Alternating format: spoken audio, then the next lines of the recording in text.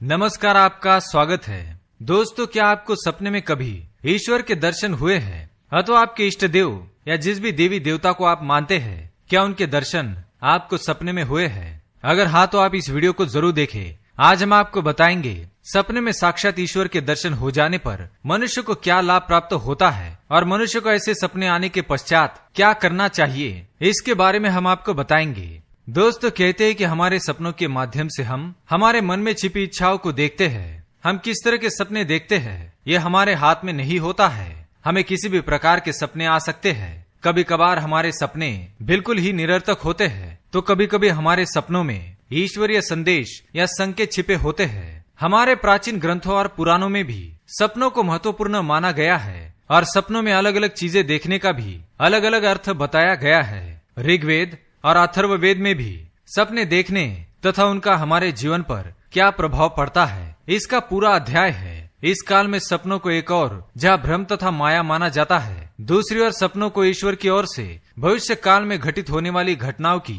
पूर्व सूचना मानी जाती है। हम अक्सर संकट के समय ही ईश्वर को याद करते हैं और मंदिर मंदिर घूमते हैं। मंदिरों में ईश्वर के दर्शन तो आसानी से हो जाते हैं, लेकिन फिर भी इंसान की यही कामना होती है कि काश कभी ईश्वर के साक्षात दर्शन हो जाए, जो कि बहुत ही मुश्किल काम है। आपने अक्सर ये अनुभव किया होगा कि हमारे सपनों में घर, पेड़ पौधे, इंसान, पशु पक्षी, हमारे बुजुर्ग और यहाँ तक कि मंदिरों के भी दर्शन हो जाते हैं, परंतु मंदिर में विराजमान ईश्वर के दर्शन नहीं हो पाते हैं। सपने में हम मंदिर देखते हैं, उससे जुड़ी अनेक वस्तुओं को भी देखते हैं। मंदिर में कई प्रकार के लोगों को देखते हैं, यहाँ तक कि पूजा पाठ, मंत्रोच्चार और आरती भी दिखाई देती है, परंतु हमें ईश्वर ही दिखाई नहीं देते हैं, क्योंकि ईश्वर को देख पाना इतना भी आसान नहीं है। सच्ची श्रद्धा और भक्ति से ईश्वर प्रसन्न तो हो जाते हैं, परंतु दर्शन नहीं देते हैं, और यदि दर्शन दे भी देते हैं तो यह निश्चित रूप से हमारे पापों का निवारण होता है। भगवान के साक्षात दर्शन हो जाए, इसके लिए पुरातन काल से ही तरह तरह के जप, तप, उपवास और तपस्याएं की जाती है।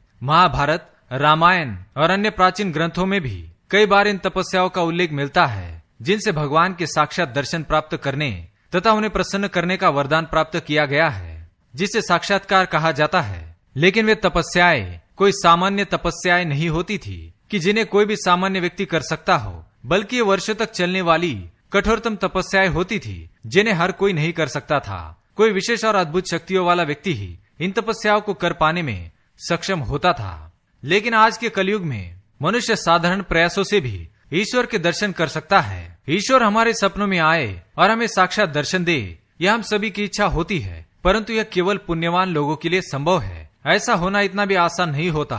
इस कलयुग में भगवान के साक्षात दर्शन हो जाए, यह संभव है। इसके लिए आपको नित्य ब्रह्म मुहूर्त पर जाकर ईश्वर का ध्यान करना चाहिए, ईश्वर के स्वरूप की कल्पना करनी चाहिए और सतत प्रयत्नशील रहना चाहिए। इससे एक न एक दिन आपको ईश्वर का साक्षात्कार हो सकता है। सपने में यदि हमें कुल देवी या कुल देवता के दर्शन हो जाए तो यह हमारे लिए बड़े ही सौभाग्य की बात होती है। इससे व्यक्ति के जीवन में सुख, समृद्धि और ऐश्वर्य की प्राप्ति होती है। ध्यान रहे, भगवान हमारी कदम कदम पर परीक्षा लेते हैं। वे हमें भले ही दर्शन ना दे, लेकिन हमारे साथ हरदम होते हैं। भगवान घर के बड़े बुजुर्गों की तरह होते हैं। जैसे गलती करने पर हमारे घर के बड़े हमें रोकते हैं या टोकते हैं या समझाते हैं, और ज्यादा जिद करने पर डांट भी देते हैं, उसी प्रकार ईश्वर भी हमें सही रास्ता दिखाते हैं और समय आने पर हमारी परीक्षा भी लेते हैं।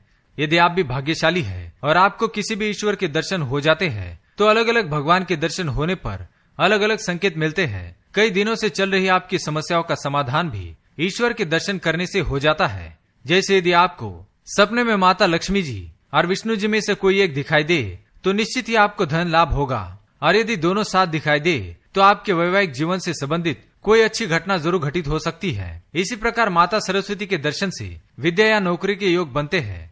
सपने में यदि माता के किसी भी रूप का दर्शन हो, तो जिस प्रकार माँ का कोई भी रूप शक्ति का प्रतीक होता है, उसी प्रकार हमारे जीवन में भी शक्ति का संचार होता है। अगर व्यक्ति को सपने में भगवान श्री कृष्ण के दर्शन होते हैं, तो वह व्यक्ति जीवन में अवश्य उन्नति करता है। वो संसार में मान सम्मान एवं कीर्ति पाता है। अगर हनुमान जी के दर्शन हो जाए तो व्यक्ति शत्रुओं पर विजय पाता है, और देवादिदेव महादेव के दर्शन हो जाए तो व्यक्ति सभी प्रकार के रोगों से मुक्त हो जाता है।